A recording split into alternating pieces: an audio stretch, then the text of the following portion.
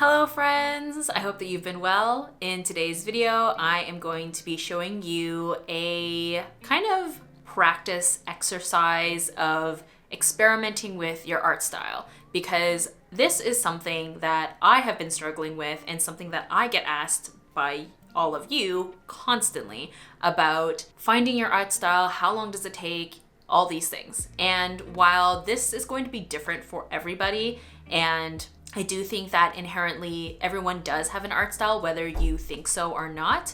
I've said this many times and I'll say it again. Art style, I think, should be seen as a journey, not a destination. However, I do think that there are good ways of trying to explore new avenues or different approaches for your art style, because it's going to be an ever-evolving thing depending on your personal technique, your skills that are being developed, etc. So thank you so much to Clip Studio Paint for sponsoring today's video. And so instead of showing you guys a traditional process, I thought that we would foray into digital media, which is not something that I show on my channel very often, but I think that doing this exercise digitally is actually going to make a lot of sense, because with digital illustration, you don't have to worry about using up supplies or wasting art supplies, because it literally is limitless. And the beauty of Clip Studio Paint is that they have so many different types of built-in brushes that have lots of different textures and stuff, so we're still able to get a lot of variety within one program. So yeah, that's what we're going to be working on today, and I hope that you enjoy. So in today's video, I'm going to be taking you through 3 different variations of the same illustration. I will be using a XP Pen Artist Pro graphics tablet with, of course, Clip Studio Paint, and I have chosen an older photo of myself as our reference for this exercise. Before we begin, I just want to make a disclaimer that I am not primarily a digital artist, and I am very new to using this software. This video's focus is going to be more about exploring different art styles using a reference photo and less about the technical aspects of digital illustration. Also, the illustrations that I have created for this video are meant to be more of a rough exercise and not super polished illustrations. So I am aware that they may not look quite as nicely rendered that you might have been accustomed to with my usual traditional work. Okay, so with that out of the way, let's dive in. For the first illustration, I wanted to go for a painterly and somewhat more realistic approach. If you're familiar with my art, you've probably come to know that my usual art style leans a little bit more stylized than in realism. But I figured for this first pass on this illustration, it would make sense to try and stick a little bit closer to the source material for the sake of getting an understanding of the photo so that we can push the proportions in the next round. When I work traditionally, I prefer using erasable colored pencils, usually in a red. And so when I decided to do the sketching portion on this digitally, I actually often use a color during the sketching process as well. And I often go for a red.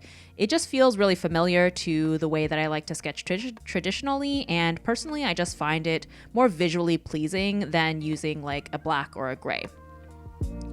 When I use photo references for my illustrations, most of the time I am not aiming for exact likeness or perfect accuracy. For me, I see the photo as a guide or a blueprint for a number of different things depending on what I need the reference photo for. So it could be for proportions, lighting, color, etc.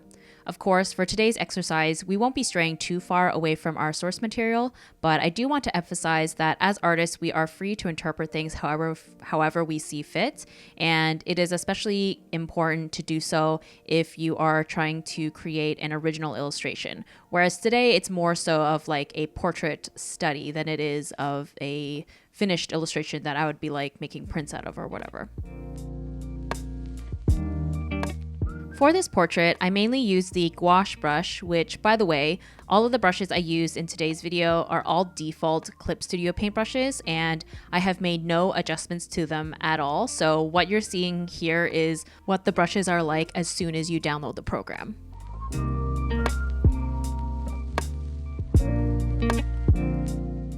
So as you would have seen, I started the coloring portion by laying down a solid wash of color first. I find that in doing this, it makes it easier to start laying down the highlights and shadows on a mid-tone color than it is to build it up from stark white. I chose purple since to me it's the most dominant color for the skin tone in this photo, and that way we don't have to worry about any of the whites from the canvas peeking through as we start painting. Plus, this gouache brush also subtly blends the colors together when you continue to layer different colors on top of one another, which also makes the painting process a lot easier since I don't have to worry about, again, any white peeking through, and I can just intuitively lay down colors as I see fit. And you'll probably have noticed, but throughout the rendering process of this portrait, I use the eyedropper tool pretty frequently to pick up colors from the reference photo, which is one of the many elements that is unique to digital illustration that you cannot do with traditional media. One of the reasons I chose this photo to use in today's video was because of the really interesting color palette. This green and magenta lighting is definitely not something that I would ever normally go for myself, and so it really forced me to go out of my comfort zone, and I feel like I definitely learned a lot about color and value within this unconventional color scheme for a portrait. Since for the most part, I typically use pretty traditional colors for skin tones, so for this first pass, I mainly wanted to focus on understanding the different values and all the different color shifts throughout the skin to make a rendered portrait. And I often get people asking me about how I developed my portrait drawing and painting skills, and it really does come down to practice and studying. In doing this portrait study, I am building upon my visual library of how the highlights land on the face, where the shadows are cast, the way that the hair falls, etc. All of these things that I'm creating in this study, I can carry into future illustrations. Plus, it was a lot of fun working in this more painterly style, leaving a lot of visible brush strokes, as it's definitely not something that I typically do in my usual work. And because the focus of this exercise was more about exploring different art styles and about rendering the portrait, I decided to really simplify the clothing and really didn't spend much time with it. So you can see that in the end, I don't do the pattern. I skip kind of the lace trim on the inside there and just kept it like a solid color and pretty loose because I just wanted the focus to be more about the face and the rendering and the coloring.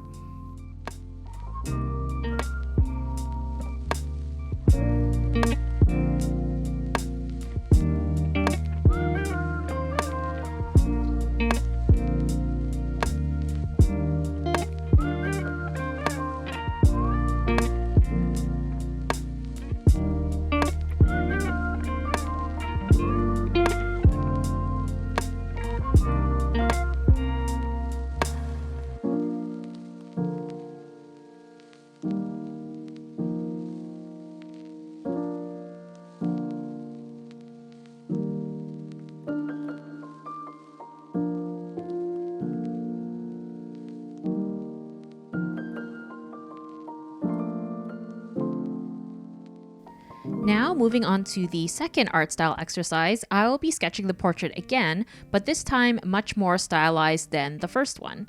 And I would say that this particular sketch is a little bit more on par with my usual art style that is most comfortable to me at this moment. My way of stylizing portraits is I subtly exaggerate different features to create a more dynamic portrait. Some of the changes that I made are elongating the neck, I bring more emphasis to the eyes, I define the jawline a little bit more, and of course give way more volume and movement to the hair. And yeah, these stylistic choices is just my own personal preference and is based on the types of things that I'm interested in visually and will obviously be different for everyone and will likely change over time even within my own work because we are always going to be evolving as artists. As for the actual rendering of this portrait, I wanted it to have a distinct style from the first painterly portrait, so I felt like its natural opposite would be something more crisp and graphic. For the first portrait, we went from sketch straight into painting, so for this one, I decided I would work on creating some clean line art with an inking brush. The stark black line art is much bolder and to me feels very reminiscent of manga and comic books, so I also decided to fill in some areas with a dark cast shadow and use some hatching lines to give certain areas more definition.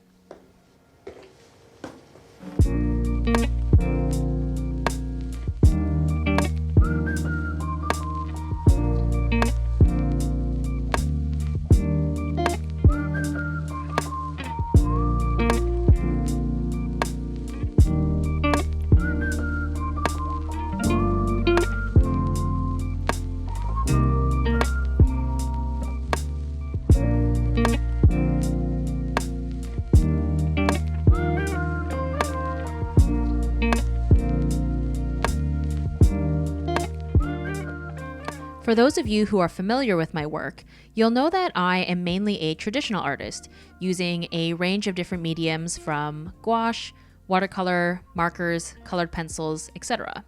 That being said, I do think that it is pretty exciting to see that there are a large of variety in brushes and textures within the default Clip Studio paint brushes. And one of my other favorites that I discovered is the watercolor brush, which has a really beautiful watercolor paper texture. The brush is also inherently transparent, which creates these layered values when you overlap second and third passes over top of it. To lean into the more graphic style of the line art, and just to try and divert from the previous art style, I decided not to use any blending techniques when approaching the coloring portion of this one, but rather just use large sweeping shapes to build up the different values. And even though I was still using the eyedropper to pick out colors directly from the photo reference, the nature of this watercolor brush and the way that I was painting resulted in a much more muted color palette. I'm normally the type of artist who goes for really vibrant, saturated colors, so this was also something that was really out of my comfort zone. I initially didn't think I was going to like the result because of this, but as well as the fact that I was using a color palette I don't normally go for, but ironically this portrait ended up being my favorite of the three in this video, which I think is a perfect example of why I think it is so beneficial to experiment with your artwork, because you're allowing yourself to see different sides of what your art ability is capable of. Especially when you're in the pursuit of growing your art style or developing it further, doing these types of exercises really lets you explore all the different possibilities. Not all of them are going to be something that you carry into future artwork necessarily, but at the very least, you can narrow down what works for you and what doesn't. Like, for example, I don't think I'll be using green and magenta as a color palette together anytime soon, but I really did enjoy this graphic style that I think I might try replicating traditionally in the future.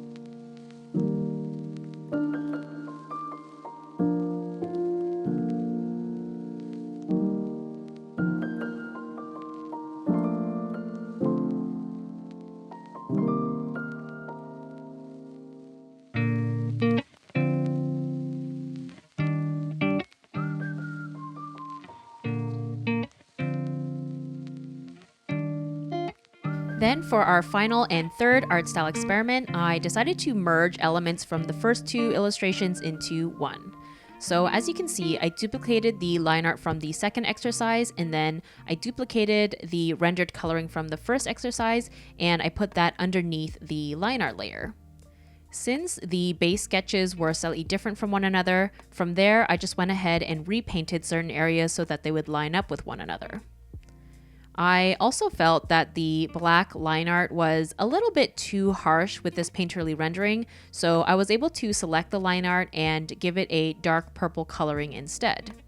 This felt like a happy medium ground between the really crisp, defined line art, but also not standing out too much against the rendered painting. And then from there, I just kind of continued repainting certain areas. I think I ended up giving more contrast to some of the shadows and increasing the saturation in certain areas as well. And then with the background, I decided to kind of give some green and magenta variations as well. So art style is definitely one of the most popular topics that I'm asked about, and I always encourage people to experiment with their art so that they can discover their own voice as an artist. One of my personal favorite ways to experiment is to use different art mediums. As I mentioned earlier, I use quite a number of different traditional medias.